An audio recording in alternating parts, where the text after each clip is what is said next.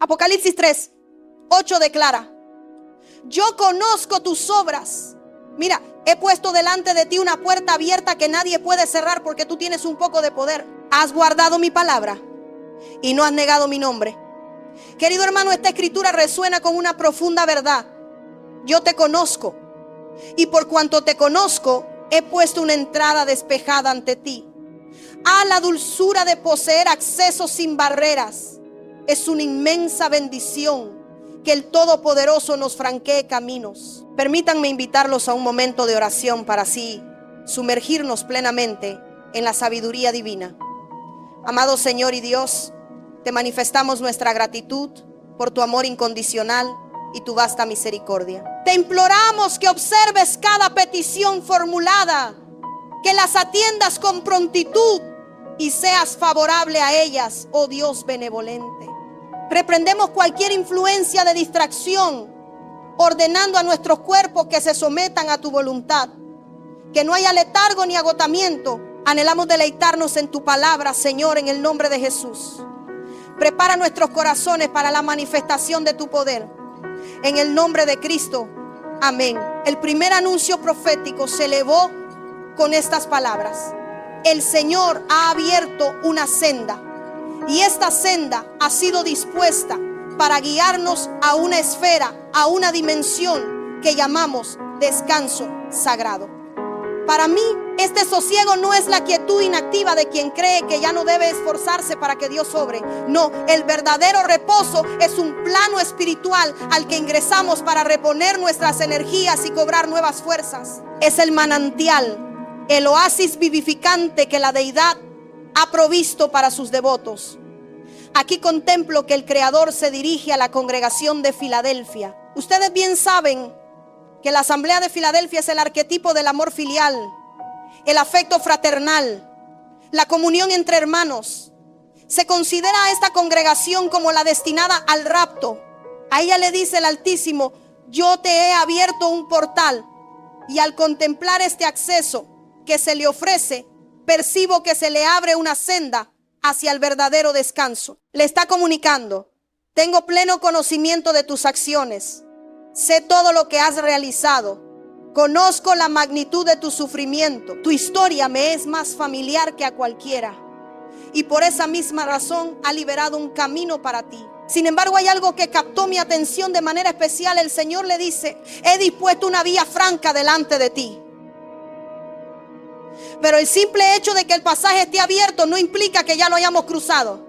Así, para muchos este es el periodo del reposo, pero no todos han penetrado en esa calma. Para bastantes, el concepto es sublime, el símbolo es hermoso, pero incontables no han experimentado la quietud, desconocen lo que significa el verdadero descanso. La promesa divina, sin embargo, permanece inalterable y veraz. Desde el primer día de su proclamación se abrió una puerta, una entrada que te brinda paso. Diga conmigo: proporciona acceso. Porque las entradas franquean el paso a un lugar, a esferas que de otro modo permanecerían restringidas. Una puerta es, en esencia, una vía de acceso. Repita conmigo: acceso. El 1 de enero de este año el Señor declaró: este año deseo otorgarte acceso a realidades que desconoces, a experiencias que jamás has vivido. Me asombra, sin embargo, que el libro de Apocalipsis menciona una entrada abierta delante de la congregación, pero no registra que ésta la atraviese. Existe una vía franqueada, mas ¿por qué la ausencia de sosiego? ¿Por qué muchos aún no han percibido el reposo prometido? De ahí surge el mensaje que comparto hoy: la emancipación, el acceso al descanso. Si hasta ahora no hemos podido deleitarnos en la plenitud del reposo, es porque necesitamos esa vía, esa clave. Y la llave para penetrar es la liberación. Nadie que esté encadenado puede disfrutar de la tranquilidad. Ninguna persona agobiada por fardos pesados puede saborear la paz del alma. De hecho, una de las tácticas más recurrentes del adversario para impedir tu descanso o tu reposo es perturbarte, es cargarte. Porque cuando el enemigo te abruma con un peso, sabe que tiene la seguridad de que no podrás alcanzar la calma. ¿Cuántos de ustedes han llevado cargas? Esas que son tan perniciosas, hermano, que con solo un breve mensaje, una simple llamada, pueden arrebatarte el sueño. Y el dormir es en sí mismo una forma de reposo. El adversario astuto sabe que con una notificación trivial puede quebrantar tu fe e impedirte acceder al descanso. Con una comunicación telefónica puede saquear tu paz, obstaculizando tu entrada a esa dimensión de quietud.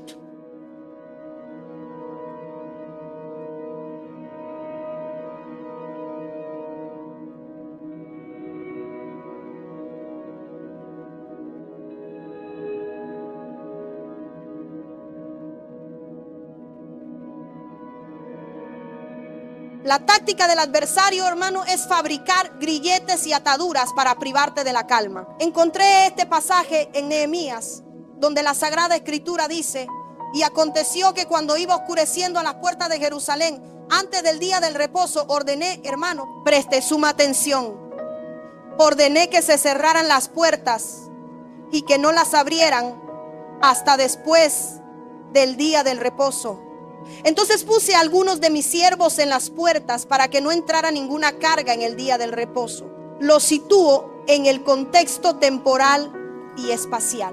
Como bien saben, el libro de Nehemías es un relato intrínsecamente ligado a la restauración. Nehemías arriba con la misión de reconstruir, de erigir aquello que estaba deshecho en pedazos, que había sido completamente devastado. El nombre Nehemías, de hecho, significa el que consuela. Y este hombre venía a traer un bálsamo de consuelo, cuya manifestación era precisamente la restauración. Llega un instante en el capítulo 13 de Nehemías en que éste se ausenta. Y en la ausencia de Nehemías, de su morada, de su labor, cuando se ve obligado a apartarse por alguna razón de la tarea que le había sido encomendada, en su ausencia, hermano, se suceden acontecimientos verdaderamente catastróficos.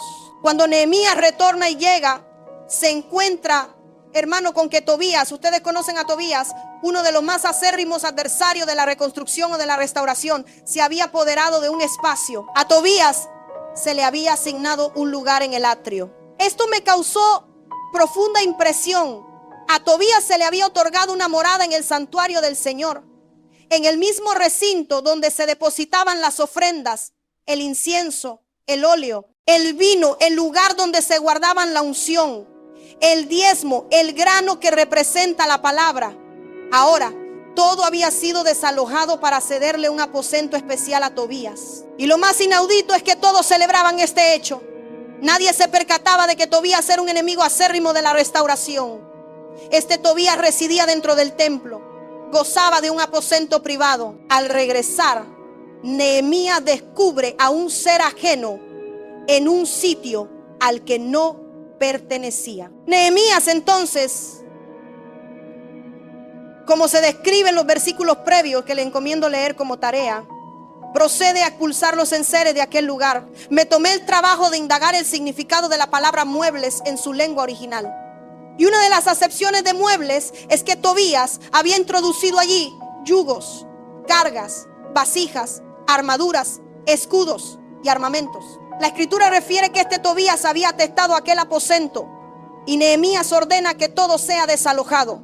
Y al mandar a retirar todo, el texto procede a decir: limpien, atienda bien. Primero se ordena vaciar, luego se manda a limpiar y finalmente se vuelve a colocar todo en su lugar legítimo. Y comprendí que muchas personas no han alcanzado el reposo, porque si bien han recibido liberación, no han experimentado una verdadera santificación. Nehemías entendía que donde el adversario había morado era imprescindible purificar, era necesario santificar. No sé a cuántos les ocurre esto, pero aquí no hay ninguno, como dice mi pastor. Creemos que al expulsar un espíritu maligno, la obra ha concluido.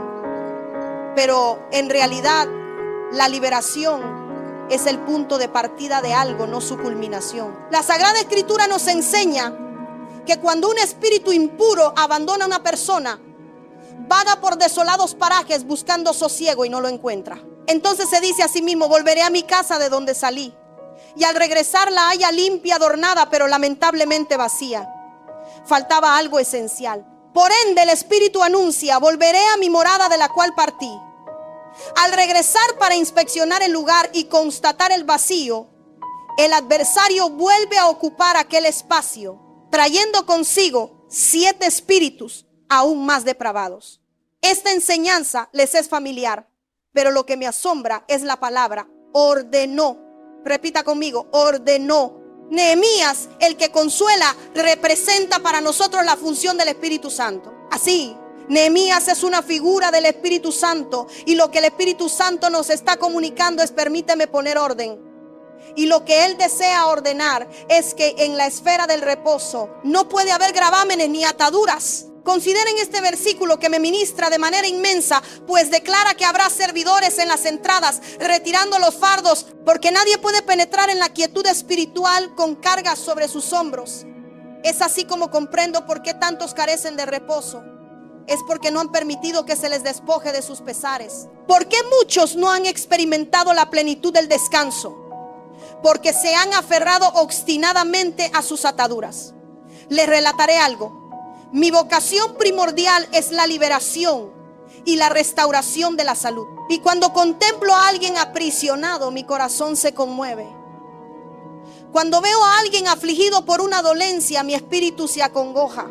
En una ocasión me ofrecí a orar por alguien, y esa persona me confesó que no deseaba ser libre.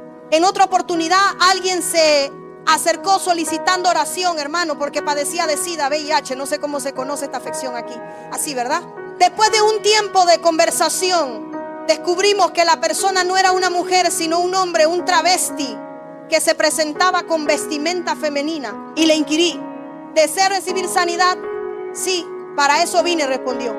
Pero ¿sabes que Dios también quiere libertarte? Su respuesta fue categórica: ah, no, entonces prefiero conservar el SIDA. Aquello fue sumamente impactante para mí, pues estaba resignándose a su enfermedad con tal de no ser liberado de su condición. Quizás usted se pregunte: ¿qué relación tiene esto, hermano?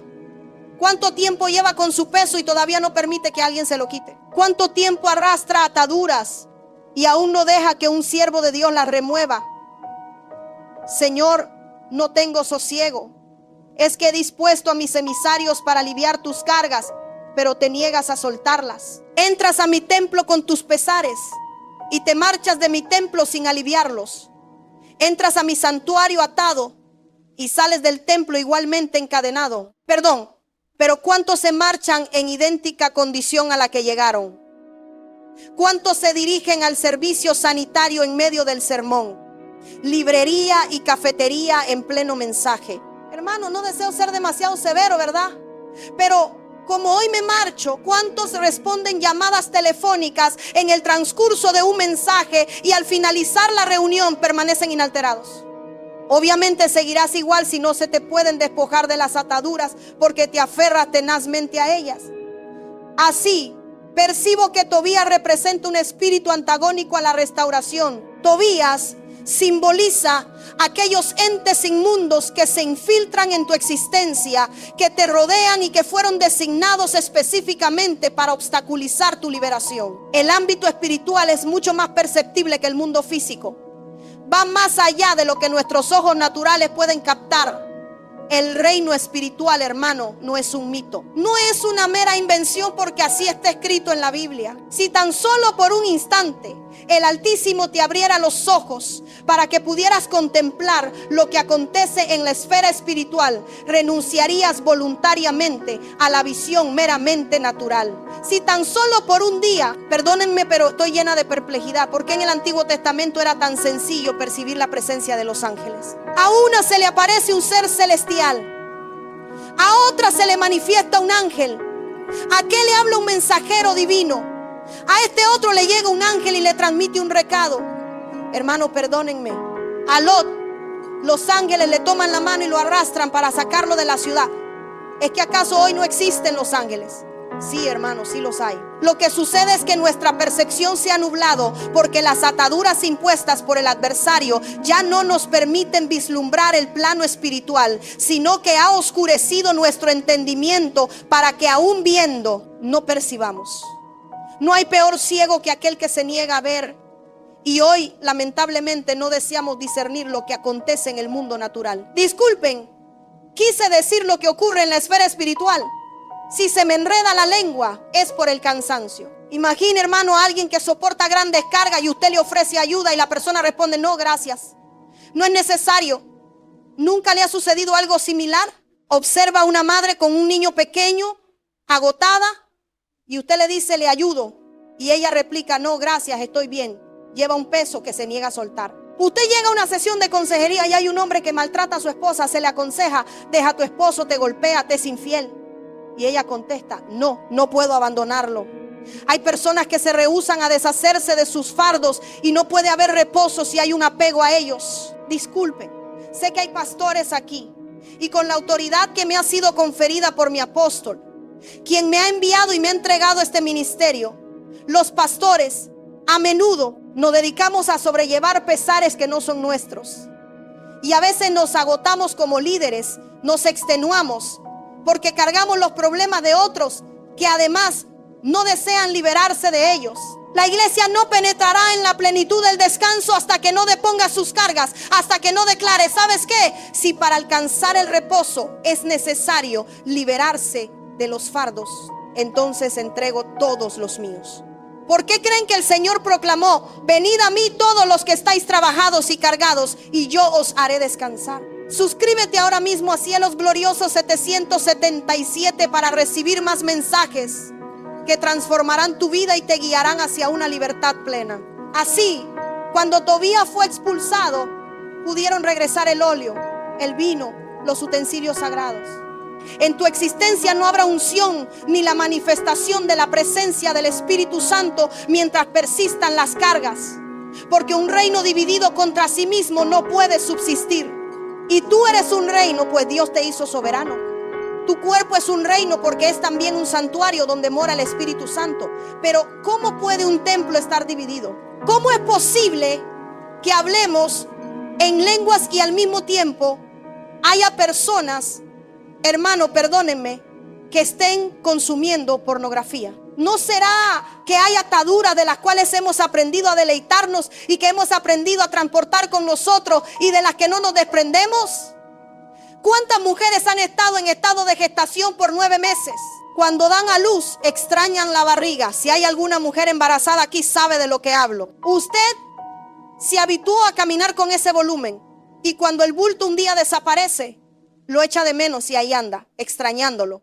Esto es porque nos acostumbramos a los fardos. ¿Saben de qué les hablo? Nos hemos acostumbrado a una existencia espiritual colmada de ataduras y nos hemos conformado con ella. Y no habrá verdadero reposo si no hay una genuina liberación. Observen lo que dice Primera de Samuel. Entonces David dejó su bagaje al cuidado del encargado de la impedimenta y corrió a la línea de batalla y entró a saludar a sus hermanos.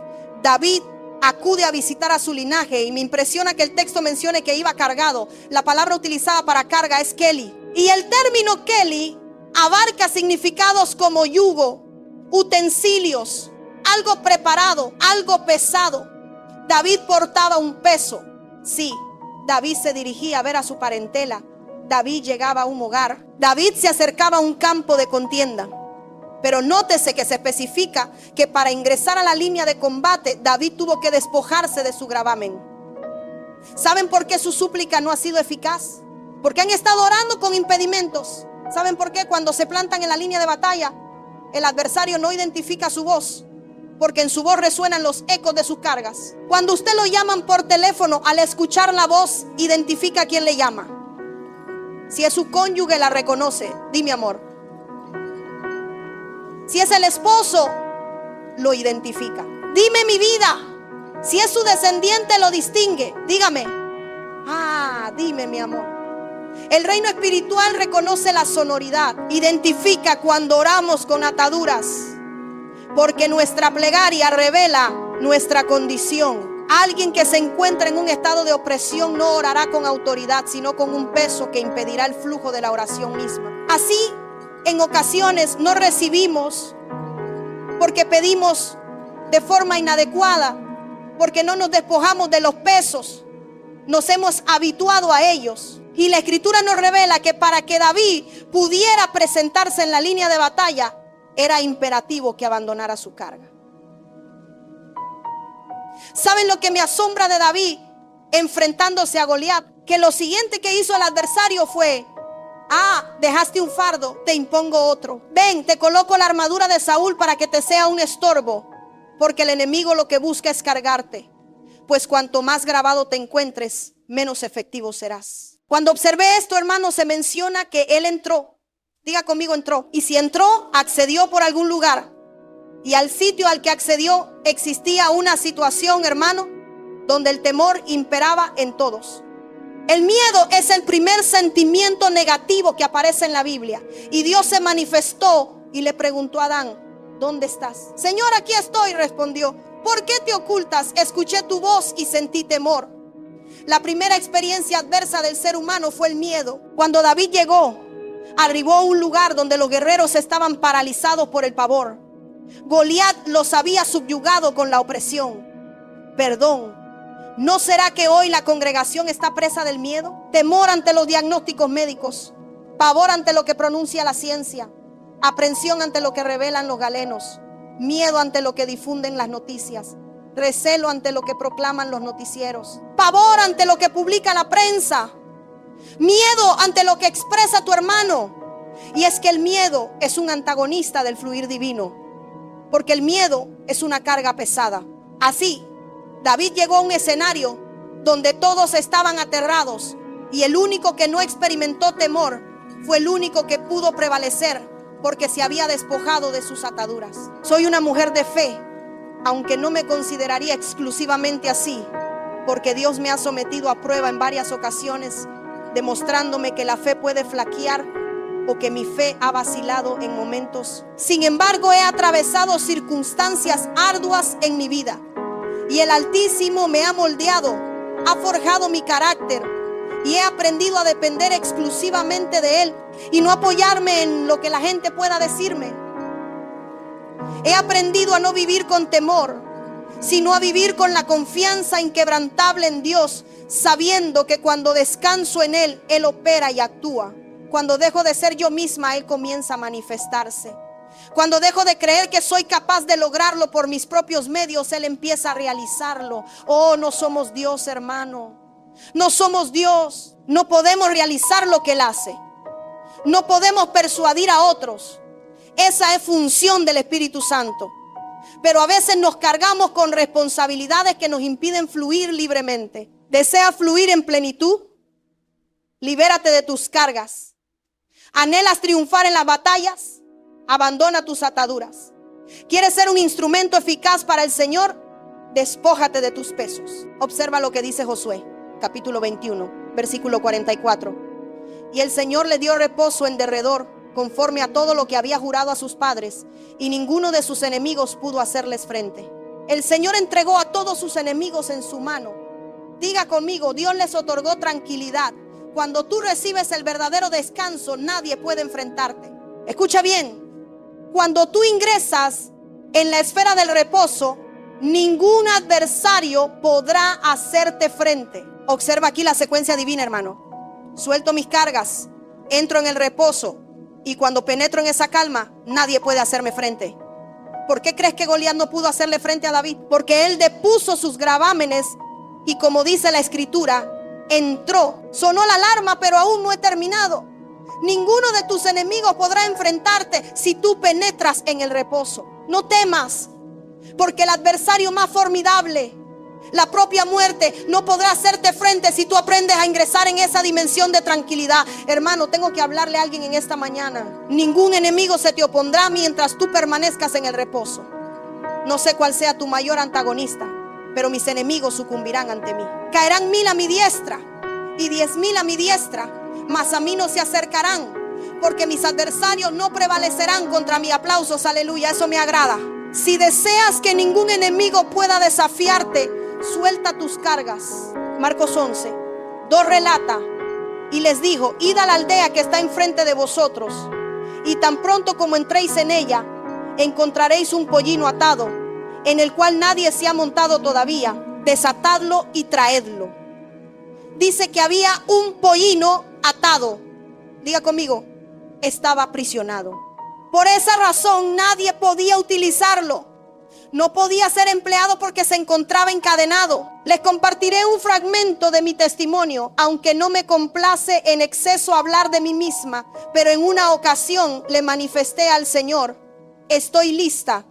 No sé cuántos se lo han expresado a Dios, Heme aquí, Señor, estoy preparada, envíame a mí. ¿Usted nunca se lo ha dicho? Yo sí se lo dije. Y el Altísimo me respondió, no lo estás. Pero Señor, si ya veo prodigios, inquirí, no estás lista. Señor, ya contemplo sanidades, insistí, no estás lista. Señor, ya presencio liberaciones, seguí, no estás lista. Y recuerdo que el Señor me reveló cómo en mi interior persistía la falta de perdón. Y Dios me conminó, ve, llama a esa persona y pide perdón. Ve, llama a tu madre, solicita perdón. Ve, llama a tu hermano. Y el Señor comenzó a revelarme que yo sostenía una convicción sobre mi condición, pero ante Él no era así. A veces le decimos al Señor, heme aquí, pero estamos atados y encadenados. No podemos ser instrumentos útiles para Dios. Entonces el versículo 4 dice, y fueron y hallaron el pollino atado junto a la puerta. ¿Dónde se encontraba el pollino, hermano? Junto al umbral. He aquí, pongo una entrada abierta delante de ti. Ahí está la puerta. Nadie puede clausurarla, pero tú no puedes cruzarla, porque estás inmovilizado junto a ella. Hermano, qué preciosa verdad. El Señor abrió el portal del reposo y tú no puedes entrar porque estás encadenado al lado de la entrada. No sé cuántos tienen perros. Aquí le llaman chucho, ¿verdad?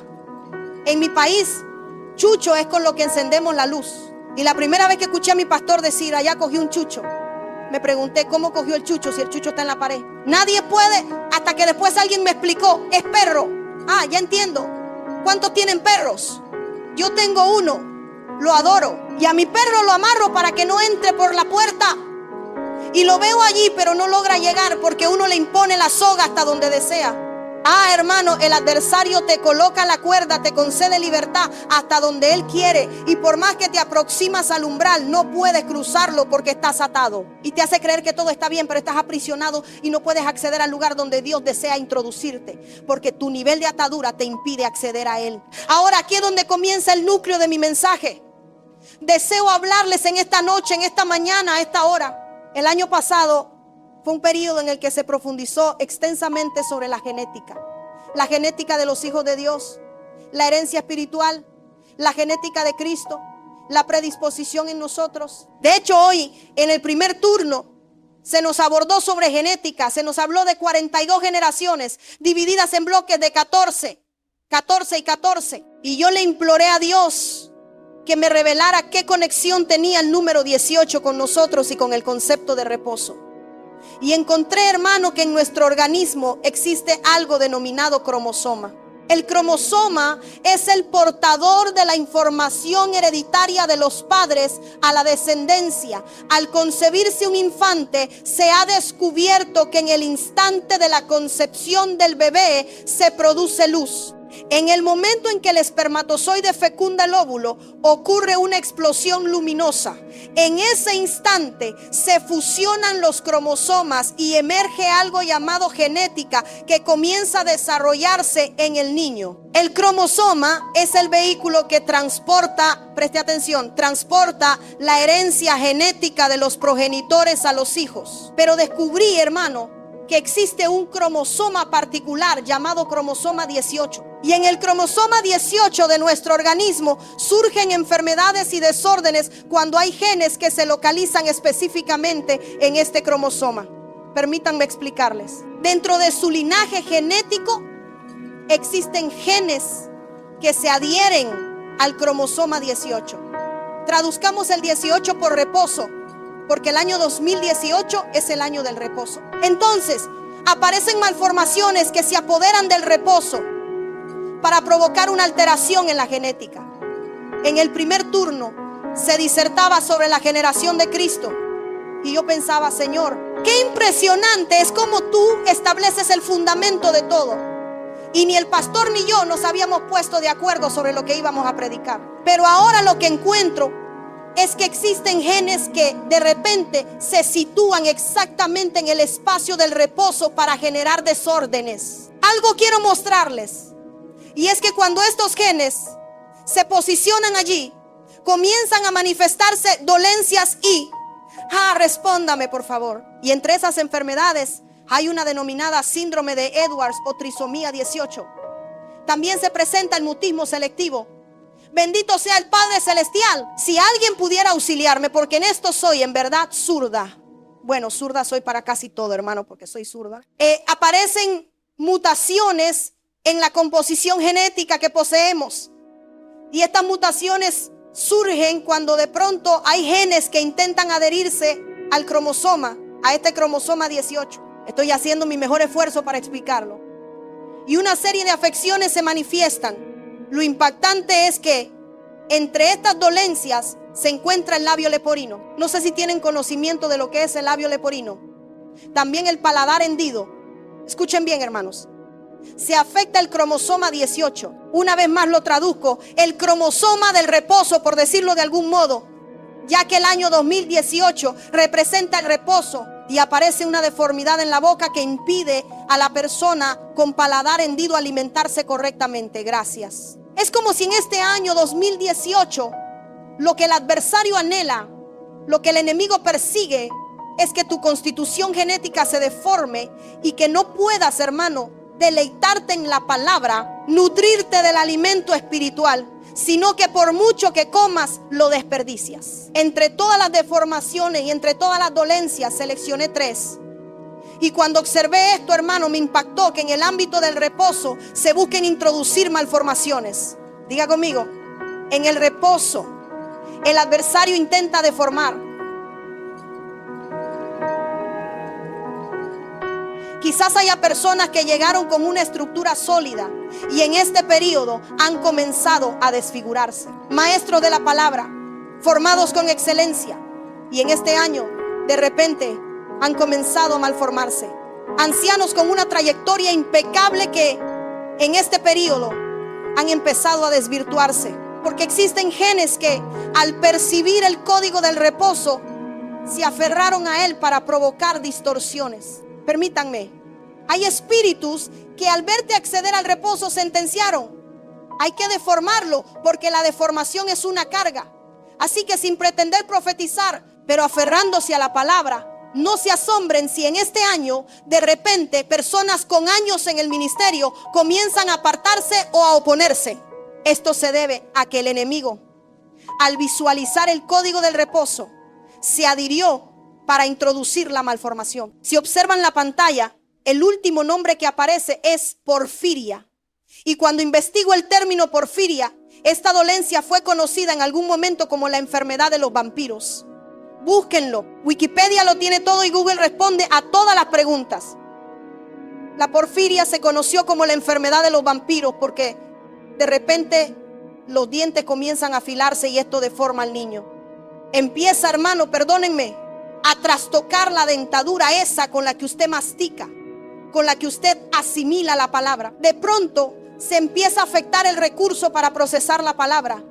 Y ahora la palabra ya no es tan exquisita porque apareció una malformación. Pero cuando indagué sobre esta enfermedad, la porfiria, se menciona que una de sus consecuencias es que afecta el sistema nervioso, provocando como consecuencia principal la bipolaridad. Toda afección de los nervios que tiene origen genético está relacionada con una afectación en el cromosoma 18. Afecta el sistema nervioso central y produce otra repercusión que incide sobre la piel, la patología cutánea.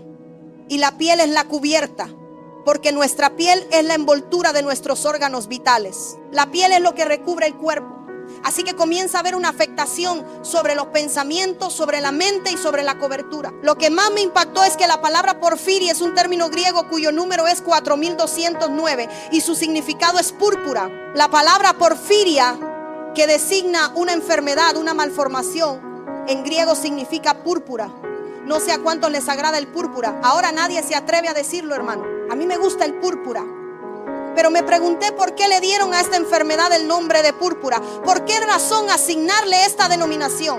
Y al buscar esta palabra en las Sagradas Escrituras, encontré que en el libro de Marcos, capítulo 15, versículo 17, aparece este término por primera vez. Le vistieron de púrpura y después de tejer una corona de espinas, se la pusieron. Permítanme interpretar para que puedan comprender. Le vistieron de porfiria, le cubrieron con una malformación. Jesús vino a traer sosiego, Jesús vino para que su sangre nos redimiera de nuestras transgresiones y así pudiéramos hallar la paz. El adversario nos acosaba, detentaba toda autoridad. Era imperativo que alguien se alzara para arrebatarle las llaves al enemigo y concedernos el descanso. Siempre debía haber un holocausto.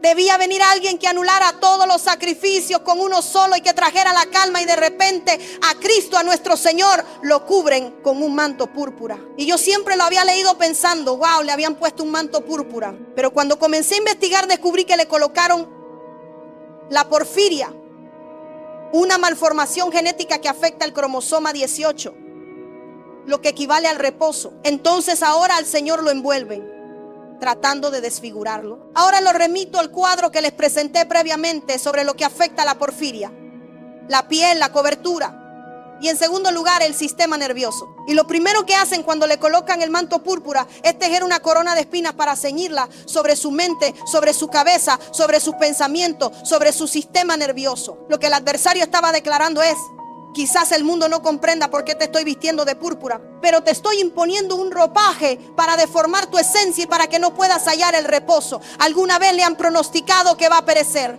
¿Puede usted reposar en esa circunstancia? Perdóneme, hermano, usted acude al médico y le comunican usted va a morir, y lo último que hace usted es descansar. Quizás le hablo a alguien a quien le han entregado un diagnóstico adverso, pero recuerdo que en una ocasión, de esas personas que se complacen en profetizar disparates, me vaticinaron que el avión en el que iba a embarcarme se precipitaría. Ay, necesito una revelación para la pastora.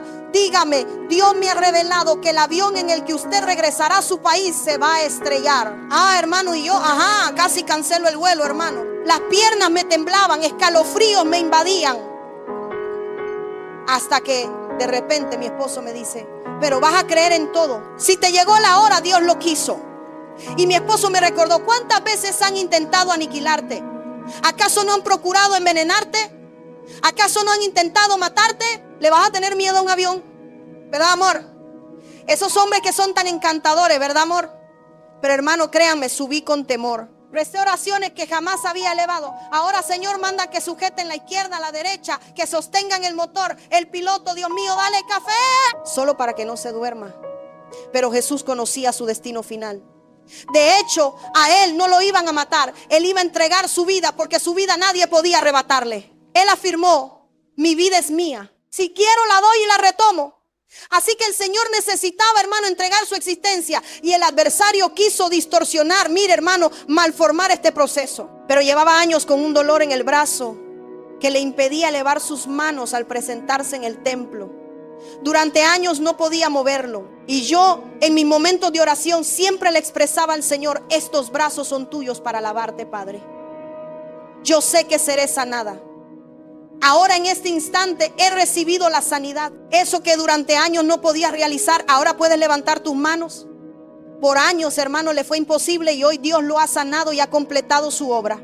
Gloria sea al Señor. Si este mensaje ha impactado tu vida y anhelas continuar experimentando el poder transformador de Dios, no te pierdas ni una sola revelación más. Suscríbete ahora mismo a Cielos Gloriosos 777.